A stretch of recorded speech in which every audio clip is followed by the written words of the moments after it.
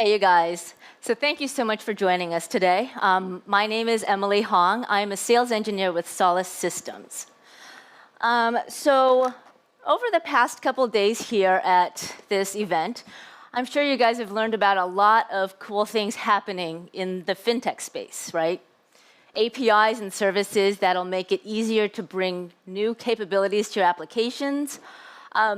Folks like Hyperwallet's payment API that opens the doors to some new and exciting scenarios, some non-traditional things. And then also, it's been a lot of focus on new ways to reach your customers, to serve them, to grow that customer base, especially around the space of mobile and omni-channel experiences, ways to provide more personalized interactions with those customers.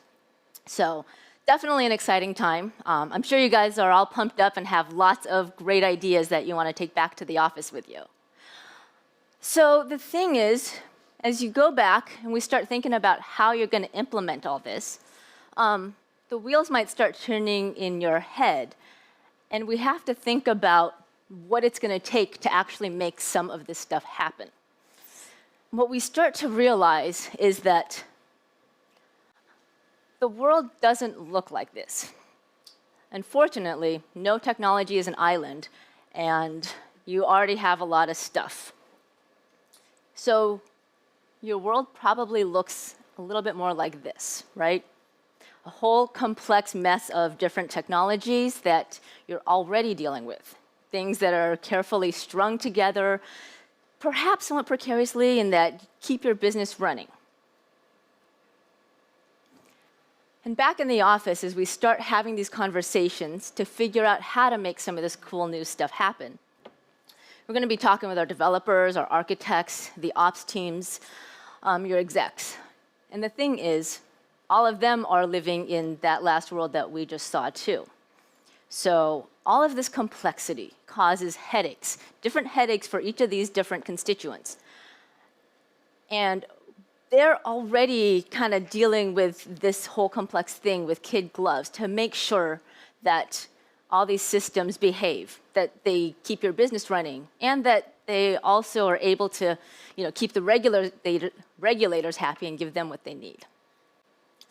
So your developers might start asking, okay, well, if we want to bring this cool new technology to light, how many applications does it have to talk to? And how are we going to do that? Is it going to impact my existing applications? Because those are running my business today. How much data is it going to generate? How much data is it going to consume? Operations, those ops guys are going to have some of those similar questions, but they need to also make sure that this all stays running, that it's fault tolerant, so that if a server comes down or whatever, that, again, we're not impacting our end users and our customers. And then our executives, well, obviously they're going to be curious about how much revenue that this cool new thing can generate. They're also going to want to know how much is this going to cost. And so does it make sense? And let's say that they're really sold on these new ideas that you're bringing. Perhaps there's other ways that you can combine this cool new technology with other things that you guys already have in the enterprise and create even more cool new stuff. And so let's say that all of this is a success, right? It becomes an overnight sensation. And that's great, except can your existing systems handle it? Or is it going to cause you guys to make headlines, but not in the good way? So enter Solace. Call us the aspirin, if you will. So what we do is unify the distribution of real-time data flowing between all of these different things, right? Between everything. Your current enterprise applications that are running your business, the mobile applications that you might have, the big data systems that you recently implemented, the cloud and the IoT stuff that you guys are talking about implementing.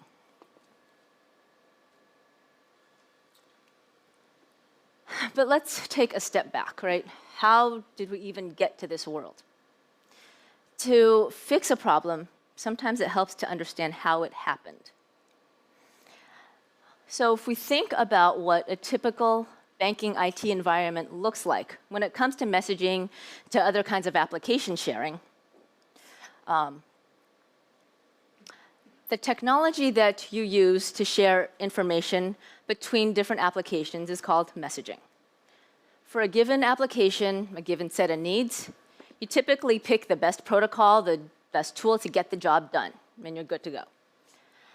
Keeping a system like this up and running, scaling it to meet your needs, it's pretty easy, not too bad. Over time, though, you have new applications that come on board with different requirements, each that needs to behave their own way. And as you start having to now code to these different APIs, as you start having to manage and monitor and scale all of these different things independently, trying to also figure out, how to share information from one of these things with another, bridges, interdependencies, things start getting a little more complex. And eventually, you've got something that looks like this. A typical bank probably has, hundreds, maybe even thousands of different applications. And to support those, you may have dozens of technologies.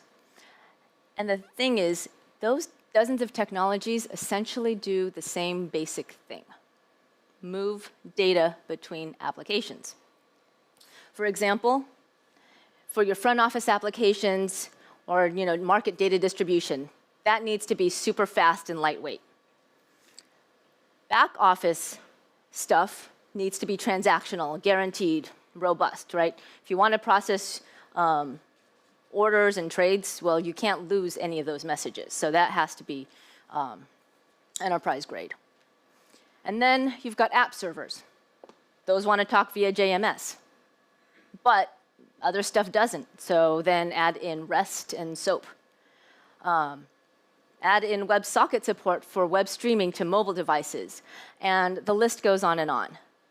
And what we've got now is several different points of failure, several different technologies and things that, again, you've got to manage, monitor, scale independently. And if anything goes wrong, you end up with a serious case of the blame game. And the thing is, it doesn't stop here. Right? The world is getting messier. Add big data. Well, none of these things can support those use cases, so add Kafka to the mix. Internet of Things, find something that supports MQTT and squeeze that in there too. And then you guys might be looking at moving workloads to the cloud. Well, let's say Amazon, they have their own messaging system. So spin that up as well. Aha. So that's how we got here, right?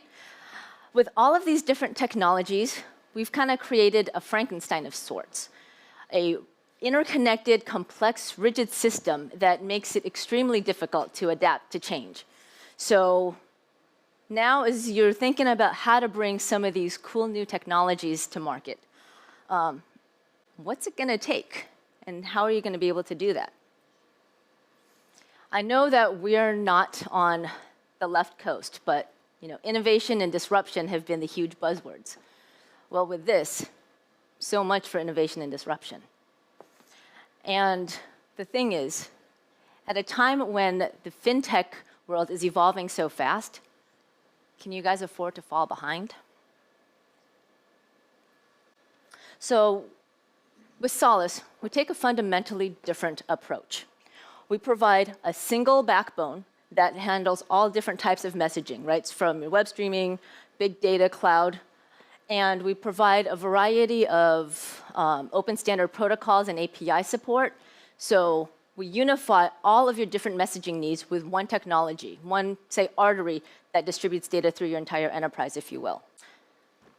So depending on your needs, Solace's messaging platform is available in a variety of different form factors. We've got a cloud-friendly software in the form of a virtual image that you can just spin up on VMware or in the Amazon cloud. We also have purpose-built hardware, a purpose-built appliance that can handle many millions of messages per second. And either way, the Solace architecture inherently provides fault tolerance, high availability, failover, disaster recovery, so that you can be assured that you're not going to lose any messages. Solace links all different kinds of applications with all these different requirements and needs across all different environments. So within your data center for those enterprise applications, across your data centers, if you need to distribute data between, say, New York and Tokyo and London, we've got WAN optimization built in. Private cloud, public cloud, we can connect those too. Mobile, IoT applications, so we're on planes, trains, and buses. And then as you guys look to implement big data, we can also feed data into all those big data lakes with same technology. So all of that is handled one API, managed and scaled as one system. And let's take a look at how some of our customers have been benefiting from Solace today. So at a large investment bank that you might recognize here, we've consolidated thousands of different messaging servers, different types of messaging technologies down into a couple hundred Solace appliances. And what they've experienced with this is the simplified architecture, reduced cost, and increased time to market for new services. At a large insurance company, they've eliminated their app server layer and connected their iPhones and iPads directly to the source applications to provide new quotes for insurance claims. At a major payment processing company, they were using some legacy messaging technology, connecting to the mainframe systems, and they replaced that with Solace, enabling them to basically move forward in the 21st century and adopt a lot of new things like big data. At a retail bank, they've used Solace to provide personalized real-time interactions. So exchanges, they've used Solace to basically accelerate some of their trade matching and keep the regulators happy, comply with compliance requirements. And at some FX firms, they've used Solace to distribute price and risk data and accelerate some of their trading strategies, and basically reduce their trading time from, say, 20-second delay down to under a microsecond. So Solace is at 6 of the world's top 10 investment banks, and 3 of the top 4 FX banks today. And as we talk to those folks, to our developers and architects and operations and execs, they all love Solace for the architectural flexibility, for being able to write your application to one API that can run anywhere, on-prem, in the Amazon cloud today, and perhaps you guys choose to switch to HP Helion tomorrow or to IBM Bluemix. Well, no changes to the application. You can run it and port the same application over there. Connect all of those different things. Again, the private cloud, the public cloud, on-prem, one single unified messaging fabric.